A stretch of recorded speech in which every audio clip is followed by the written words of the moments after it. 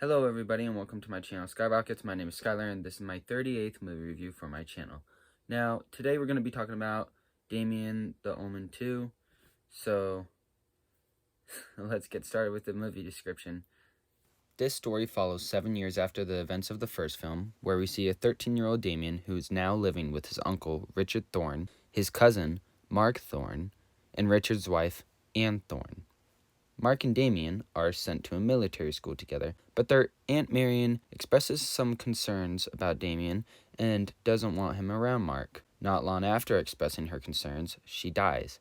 As Damien begins to realize his potential and who he truly is, others around him start dying off one by one. It's not long after that where Richard and Mark discover Damien is the Antichrist and must be stopped. But will these two be able to stop Damien, or will Damien survive once again? So this movie took me days to get through because it was so slow-paced, and honestly, I didn't even feel like it was a horror movie.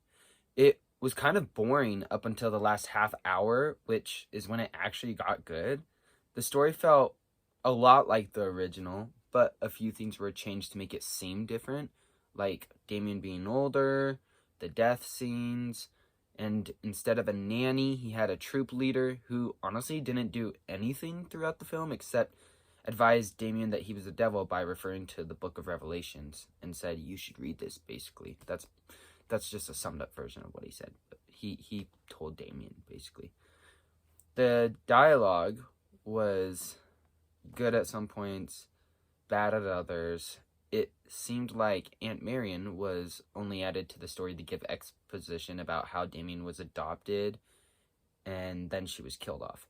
Same thing with the doctor, who gave exposition on Damien being born of a jackal, and then he was killed off.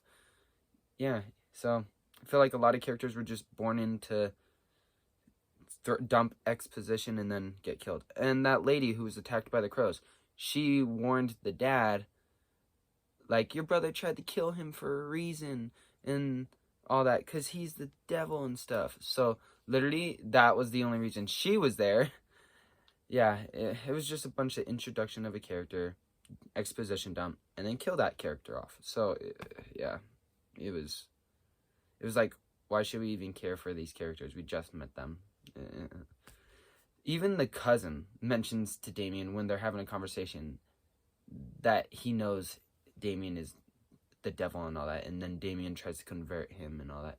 And then, well, let's just say, the cousin, so, I'm not saying he gets beheaded, but he does die.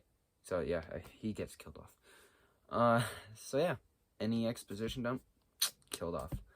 It seems like the character development was really well in this movie. Damien Thorne develops throughout the movie by starting to realize his potential and his purpose and becoming, like, he seems like a sweet kid in the beginning, and then you see him develop into this evil person, and you thought he had this close connection with the family, which he kind of does, but then it just turns around. Unfortunately, it's kind of sad.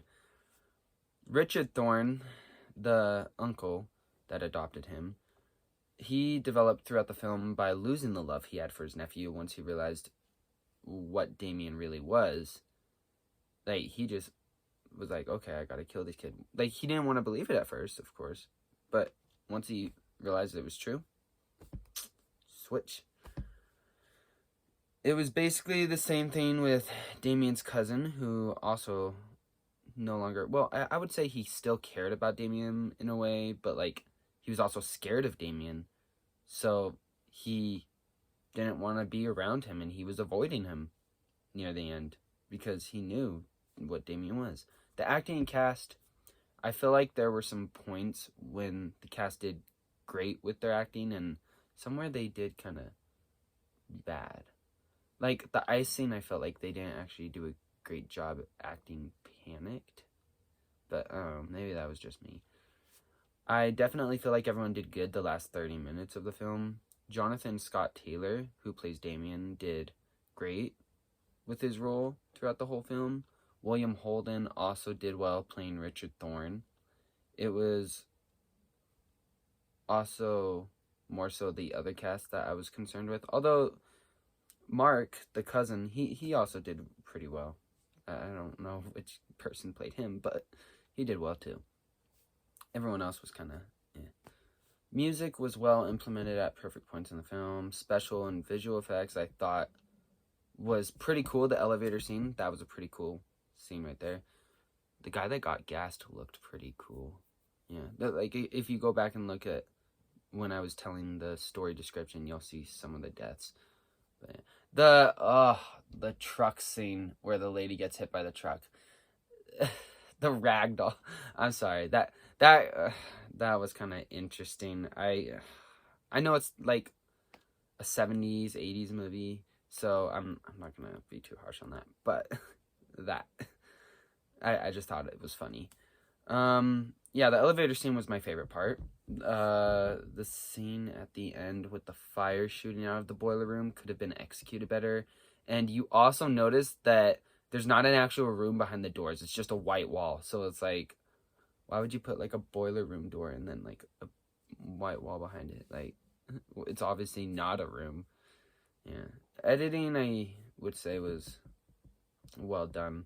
The scares, like the horror aspect, it wasn't scary or intense. I did enjoy the death scenes though, although I feel like they added a bunch. Again, I'm gonna go over this, but I feel like they added a bunch of random characters just to kill them off.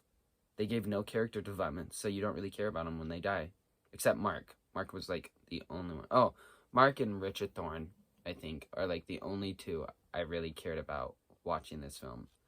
So, yeah, that's all for the review. Now, let's give this movie a rating.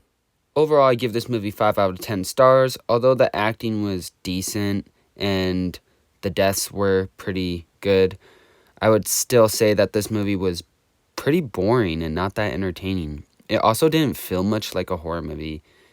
I was literally sitting through and I'm like, are they sure this is a horror movie? Because it don't feel much like a horror movie. And then it also felt like they just took the original and changed a few things from the original.